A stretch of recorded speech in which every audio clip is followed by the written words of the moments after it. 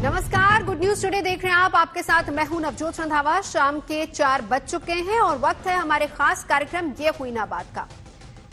जो हवा हमारी जिंदगी है वो हवा खुद बीमार है। हवा क्यों खराब है, इसके लिए जिम्मेदार कौन है, सरकारों ने क्या किया, क्या करना चाहिए था, आज हम इस पर बात नहीं करेंगे क्योंकि मामला अब हाथ से निकल चुका है और अब अपनों और अपनों की सेहत का ख्याल हमें खुद ही रखना है।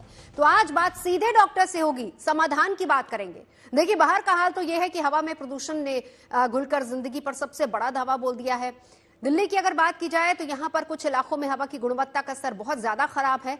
आपके सामने 8 शहरों की तस्वीरें हैं, आप इससे अंदाजा लगा सकते हैं। जहां पर धुंध के सिवाय कुछ नजर नहीं आ रहा। शहर में रहने वालों की मुश्किल लगातार बढ़ती जा रही है। ज्यादा संकट में वो लोग हैं जो या तो बीमारियों से ग्रसित है, या बुजुर्ग हैं, या फिर बच्चे हैं। सवाल यह है कि ऐसी हवा में हम कैसे सांस लें और हम कैसे अपना और अपनों का ख्याल रखें। तो आज डॉक्टर्स का एक बड़ा पैनल हमारे साथ होगा।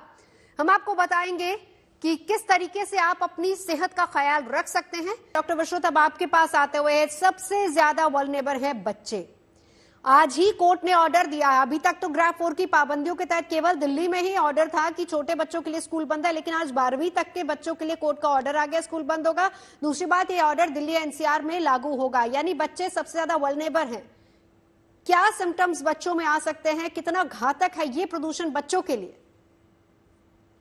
सबसे पहले तो मैं कोर्ट को थैंक्स बोलूंगा कि उन्होंने सही टाइम पे डिसीजन लिया है। सबसे कॉमन सिम्टम्स जो आते हैं वो सांस की दिक्कत होते हैं। बच्चों को मोस्ट कॉमन जो अस्थमा से सफर कर रहे होते हैं उन्हें अस्थमेटिक अटैक्स आते हैं एंड ब्रीदिंग डिफिकल्टी से बच्चे बहुत आ रहे हैं, जैसा कि हम देख रहे हैं हमारी इमरजेंसी में। इनफैक्ट कुछ बच्चे ऐसे भी हैं जिन्हें वेंटिलेटर की रिक्वायरमेंट पड़ रही है।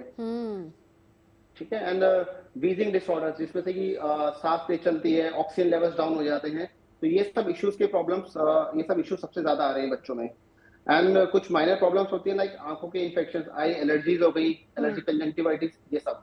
बिल्कुल। डॉक्टर साहब, एक चीज और बताइए, क्योंकि अगर एक बच्चा इस तरह के पोल्यूशन में रह रहा है, वो बाहर की हवा से एक्सपोज हो रहा है, जाहिर सी बात है कि हम बच्चों को घर में कैद करके नहीं रख सकते हैं।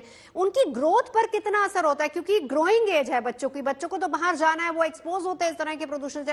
अभी तक तो बच्चे स्कूल भी जा रहे थे, उनकी ग्रोथ पे कितना असर पड़ेगा?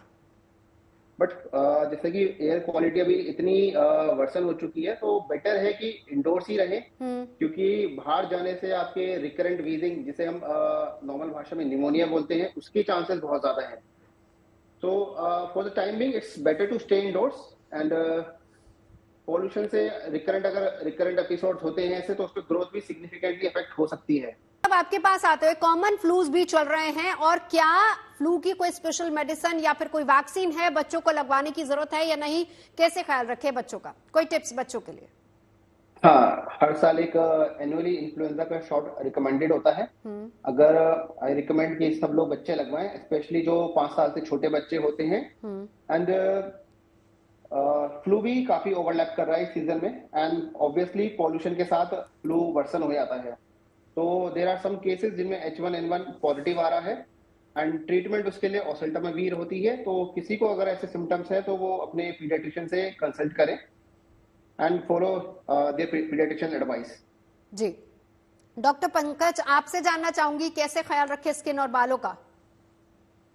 जी, सबसे पहले तो जो इम्पोर्टेंट चीज़ है वो ये है कि जब भी आप बाहर जाते हैं, वापस आएं, तो सबसे पहले अपने फेस को वॉश करें, बिकॉज जो पॉल्यूटेंट्स हैं वो आपके स्किन पर सेटल होते हैं, उनको क्लीन करना बहुत ज़रूरी है। क्लीन करने के बाद एक अच्छा मॉइस्चराइजर यूज़ करें।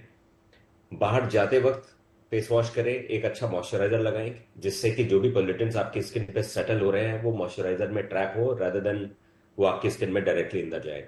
तो ये 2 चीजें बहुत इंपॉर्टेंट है। चलिए, वक्त की कमी, आप सबके टिप्स बहुत इंपॉर्टेंट है। कोशिश हमारी यही थी कि आज के इस शो में हम आपको ये बताएं, समझाने की कोशिश करें कि ये पोल्यूशन हमारे लिए, हमारे शरीर के तमाम हिस्सों के लिए कितना घातक हो सकता है और हमें किस तरीके से अपना और अपनों का ख्याल रखना है ताकि हमारी सेहत दुरुस्त रहे।